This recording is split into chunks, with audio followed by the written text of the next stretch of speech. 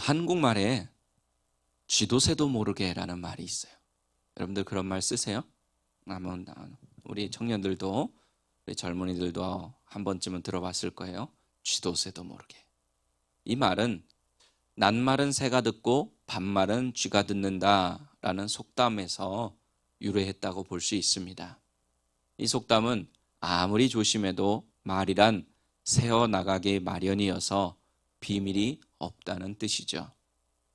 낮에는 새가 분주하게 활동하고 밤에는 쥐가 분주히 활동하는 것을 보고 이런 속담이 생겼다고 합니다. 그러므로 쥐도 새도 모르게라는 말은 밤에는 쥐가 듣지 못하게 조심하고 낮에는 새가 듣지 못하게 조심한다 뜻입니다. 아무도 전혀 알 수 없게 은밀하고 신속하게라는 뜻입니다. 본문 앞에 나오는 내용을 보면 쥐도 새도 모르게 은밀하고 신속하게 자신이 한 일을 숨기려고 했다가 들통이 나서 인생이 완전히 틀어진 사람이 나옵니다. 바로 모세입니다. 모세는 40세가 되어서 자신의 동족인 히브리 사람이 애굽 사람에게 맞는 것을 보고 분을 참지 못하고, 우리도 아마 그럴 거예요. 누군가 내 친척, 내 가족이 맞는 것을 보고 있으면 아마 가만히 있지 못할 거예요. 이것은 어쩌면 정상적이라고 할 수 있어요. 근데 모세가 그것을 참지 못하고 애굽 사람을 쳐 죽입니다. 그리고는 모래 속에 감춰요. 그때 성경은 뭐라고 기록하고 있냐 하면 모세가 좌우를 살펴보고 사람이 없음을 보고, 좌우를 살펴서 사람이 없음을 보고 죽인 애굽 사람을 숨겼다. 이렇게 기록하고 있습니다. 모세는 좌우 상황만을 살피고 사람만 살피고 쥐도 새도 모르게 자신의 살인을 숨기려고 했습니다.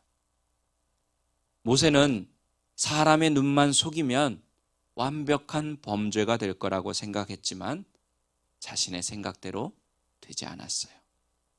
새가 보고 쥐가 봤어요. 쥐도 알고 새도 알게 되었어요. 그래서 모세는 사람을 죽이고 광야로 도망치는 도망자 신세가 되어서 40년 동안 양을 치는 광야의 평범한 목자로 살아가게 됩니다. 그런데 어느 날, 그날도 평소대로 양떼를 몰고 풀을 찾아서 이렇게 가다가 호렙이라고 하는 곳에 이르렀는데, 거기서 이 모세가 이상한 광경을 목격합니다. 어떤 나무에 불이 막 붙어서 타는데 이렇게 보니까 나무는 타지 않고 불은 그대로 활활 타오르는 거예요. 그래서 이상히 여겨 가까이 갑니다. 신기해서 뭔가 확인하려고 갑니다. 그리고 불꽃 가운데서 임하신 하나님의 음성을 듣게 됩니다. 하나님을 만난 거예요.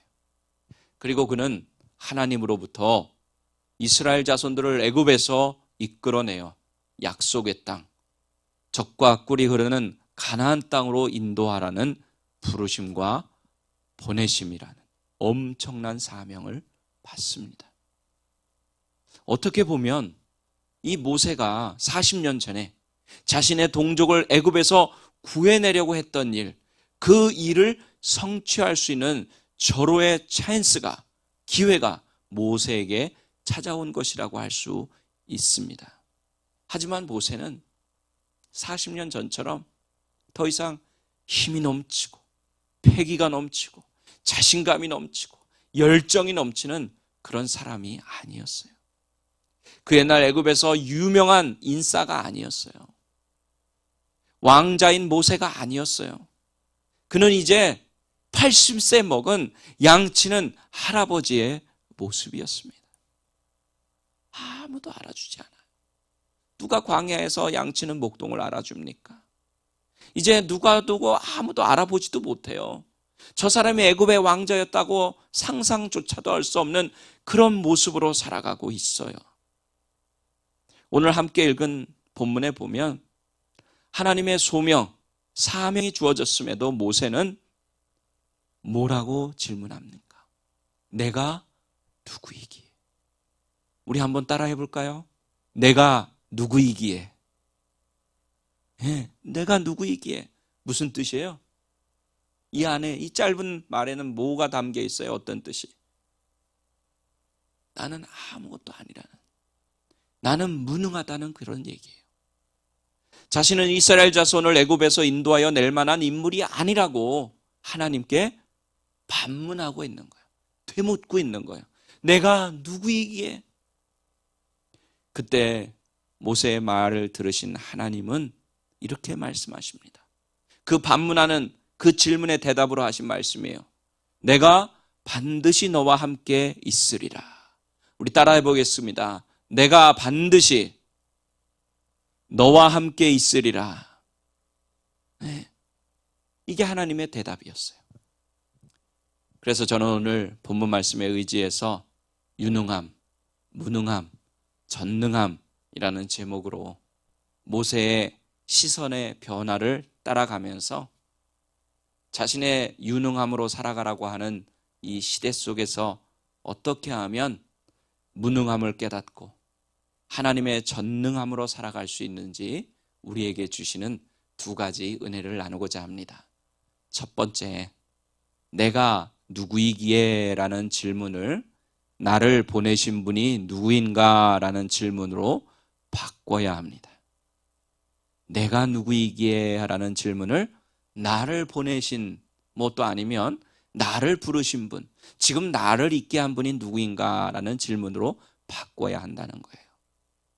아까도 말씀드렸지만 내가 누구이기에? 하고 하는 질문 속에는 애굽에서 자신의 동족을 구하기 위해 애굽 사람까지 죽인 모세의 패기와 열정은 보이지 않고 자기 스스로에 대한 신뢰나 신념 다 사라져버린 듯한 한 노인의 모습이 보입니다.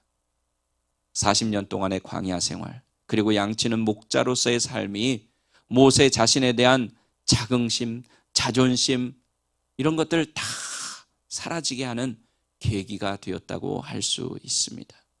모세는 하나님의 갑작스러운 부르심과 보내심 앞에 자신의 과거를 돌아보게 됐고, 이젠 그때의 패기와 능력, 열정, 힘, 다 사라져버린 노인의 모습을 자신에게서 본 것입니다.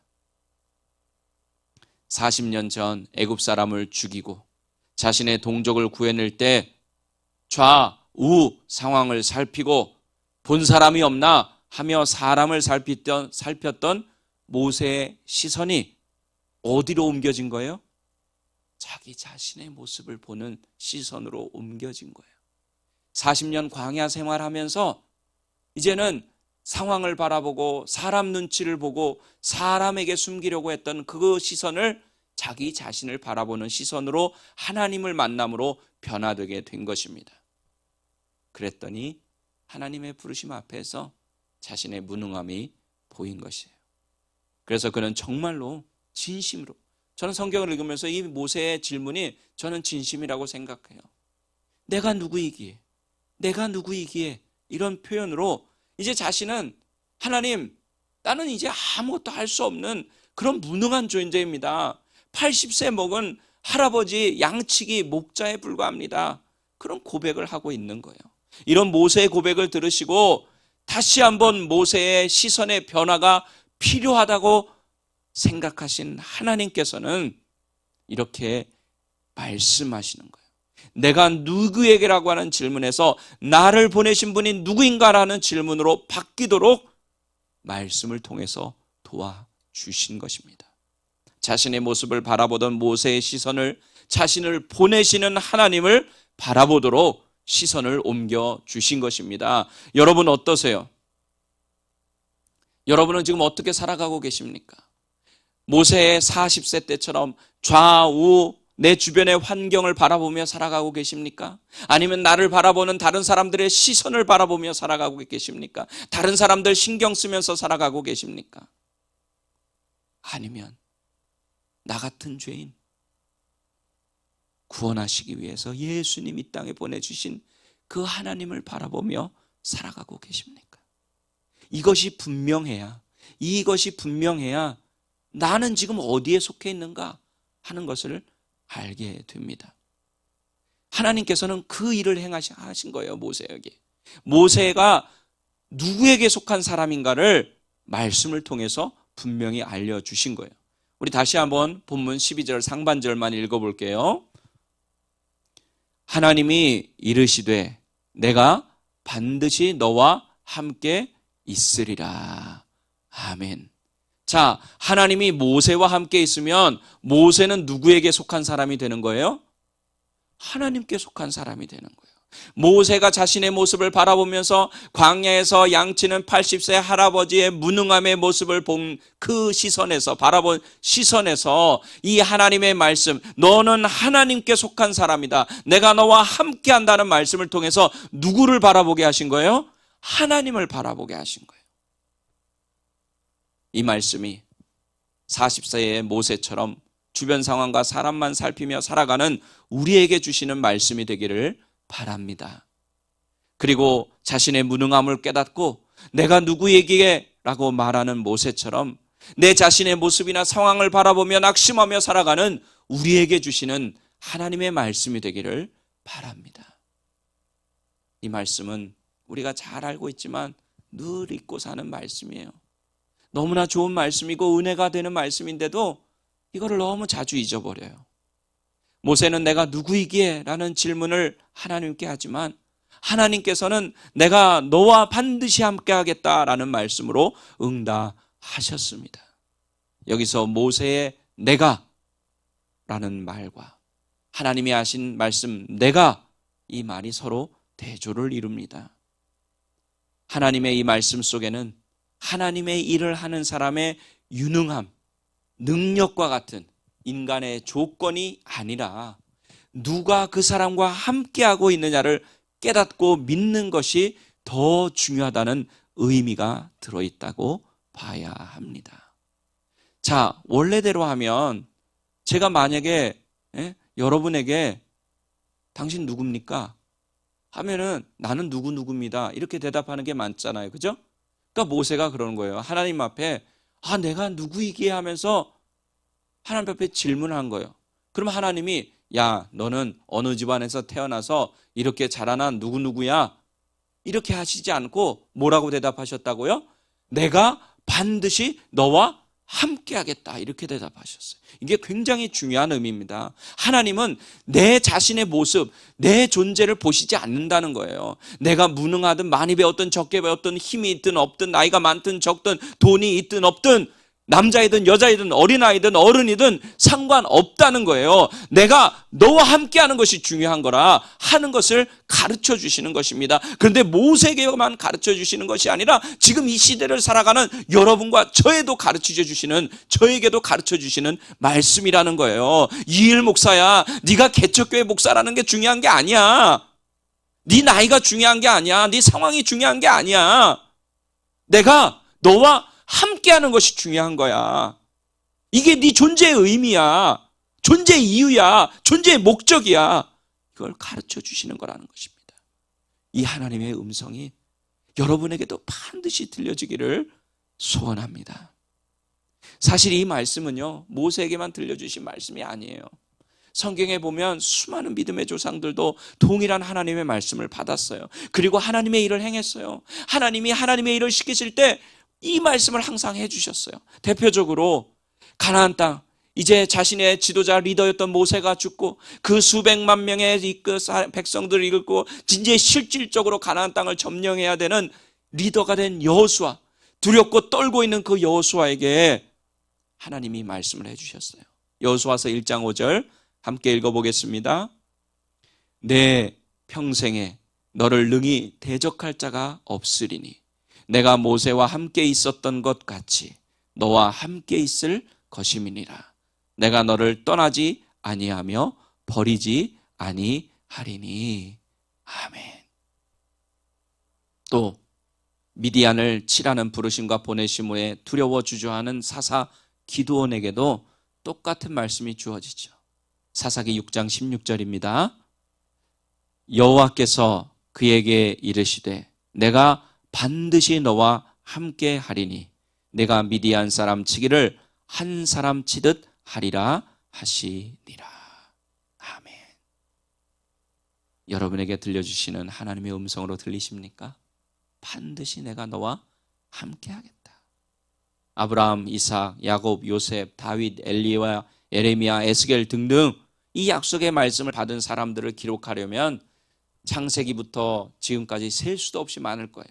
그런데 사랑하는 우리 성도 여러분, 이렇게 성경에 나오는 유명한 사람들만 이 말씀을 받은 것이 아니라는 사실을 아십니까? 우리의 구세주 예수님께서는 예수님을 믿는 모든 사람들, 여러분과 저를 포함한 그리스도인, 모든 그리스도인들에게 동일한 약속의 말씀을 주세요. 어떻게 보면 사실 우리 예수님은요, 이 말씀으로 오신 분이에요. 성경에 보면 예수님의 이름을 뭐라고 합니까? 임마누엘이라. 임마누엘이 뭐예요? 하나님이 우리와 함께 하신다. 그러니까 예수님 자체가 임마누엘이에요. 예수님이 우리와 함께 하신다는 표적이 되는 거예요. 우리 예수님께서 승천하시기 전에 하신 말씀 같이 읽어볼게요. 마태복음 28장 20절입니다. 내가 너희에게 분부한 모든 것을 가르쳐 지키게 하라. 볼지어다 내가 세상 끝날까지 너희와 항상 함께 있으리라 하시니라. 아멘. 하나님은 반드시 함께 가시겠다고 약속하셨고 우리 예수님은 항상 함께 하겠다고 약속해 주셨습니다. 우리를 죄인임에도 불구하고 하나님의 자녀로 부르시고 다시 온 세상에 복음 전하라고 보내시며 세상 끝날까지 항상 있겠다고 말씀하신 거예요. 저 복음을 전하는 일, 예수 복음 전하는 것, 땅끝까지 이르러 내 복음을 증거하는 것, 증인이 되는 삶, 이게 뭐예요? 예수님이 함께 해주시니까 네가 하는 일이 아니라 하나님 예수님이 하시는 일이라는 뜻이에요. 이 말씀은 여러분과 저를 포함해 지금 이 시대를 사는 모든 그리스도인에게 주신 말씀이라고 믿습니다. 그렇다면 우리의 시선을 이제 좌우 주변을 살피고 다른 사람 신경 쓰는 시선에서 우리와 함께 하시겠다고 약속하신 하나님, 우리와 항상 함께 하시겠다고 약속하신 그 예수님께 둬야 할 줄 믿습니다. 하나님은 지금 이 시대에도 함께 하시는 하나님께 시선을 두는 사람과 일하시기 때문이고 하나님의 뜻을 이루시기 때문입니다. 이 시선의 이동이 이루어지지 않으면요, 우리는 늘 세상만 바라보게 되고 사람만 바라보게 되고 그것으로 인해 낙심하고 실망하고 또 세상의 가치관대로 살다가 넘어지고 쓰러지고 원수마귀가 원하는 대로 살다가 결국은 멸망하게 될 수밖에 없다는 사실 꼭 기억하시기를 바랍니다. 유명한 여기 시카고에 무디 대학교가 있죠. 그 무디 대학교 신학교를 세운 무디 목사님이 계세요. 한 번은 조니 베서라고 하는 전도자가 이 무디 목사님을 만난 자리에서 이렇게 말했습니다.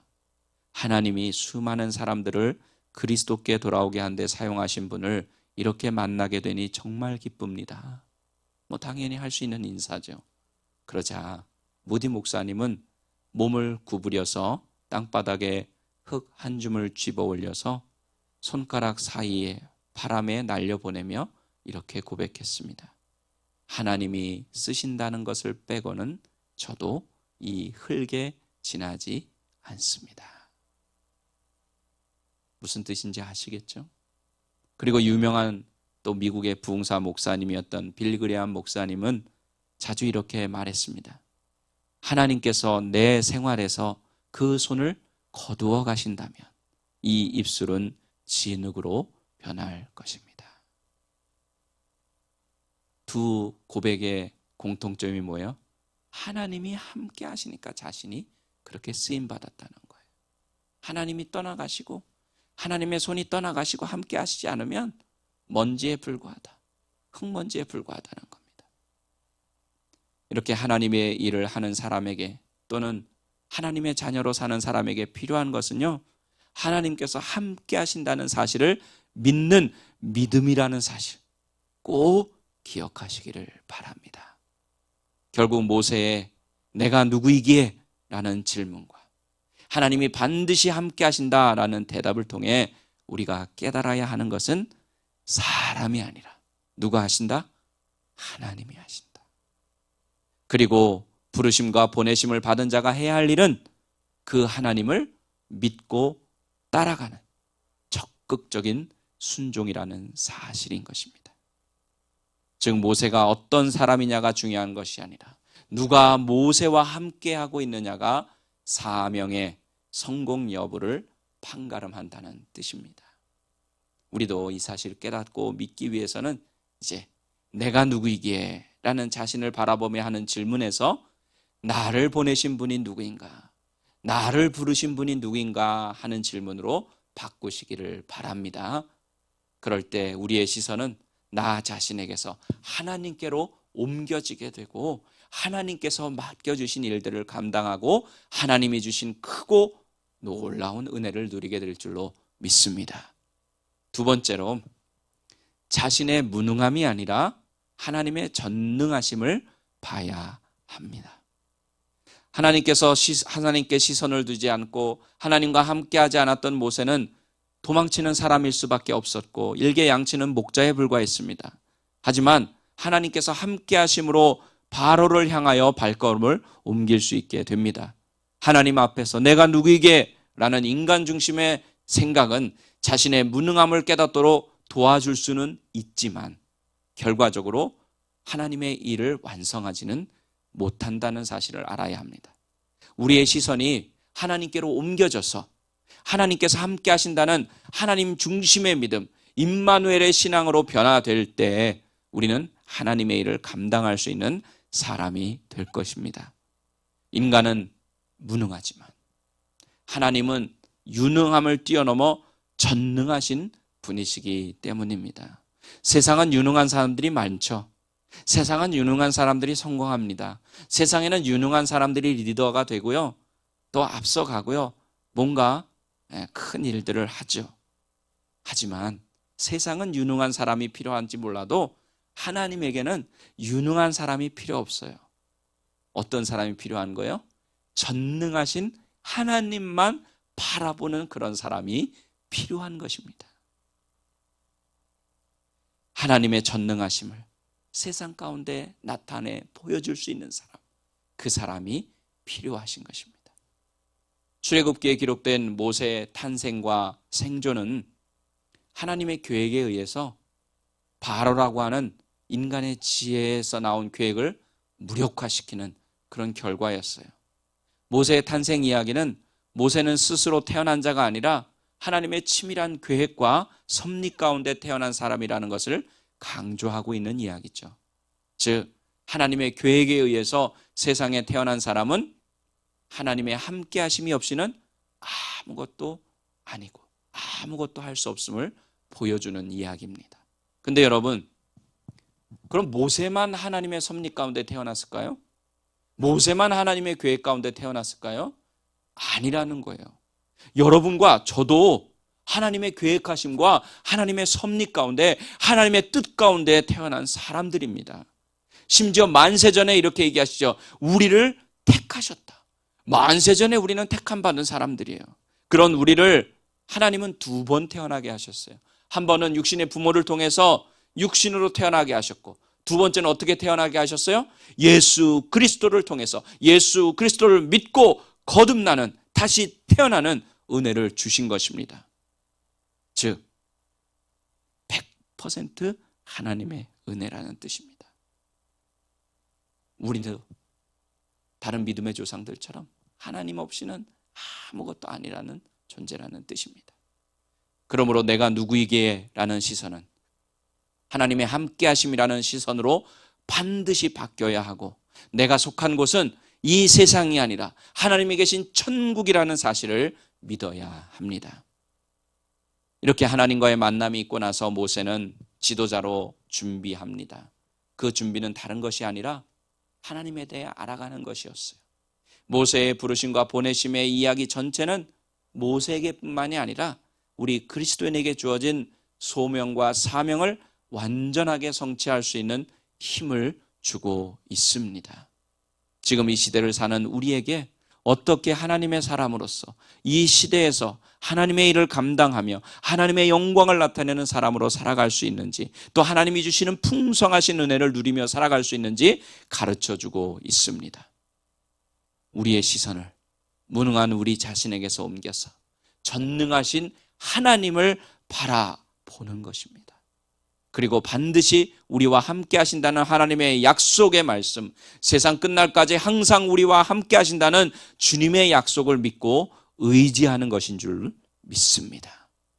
우리 사랑하는 오린교회 가족 여러분, 우리도 80세의 양치기 할아버지 모세처럼 우리 자신만 바라보면 아무것도 아닌 것 같아서 낙심되고 자신에게 실망하고 뭐가 돼도 안 되고 뭘 해도 제대로 못하는 그 무능함에 한숨을 쉴 수밖에 없습니다.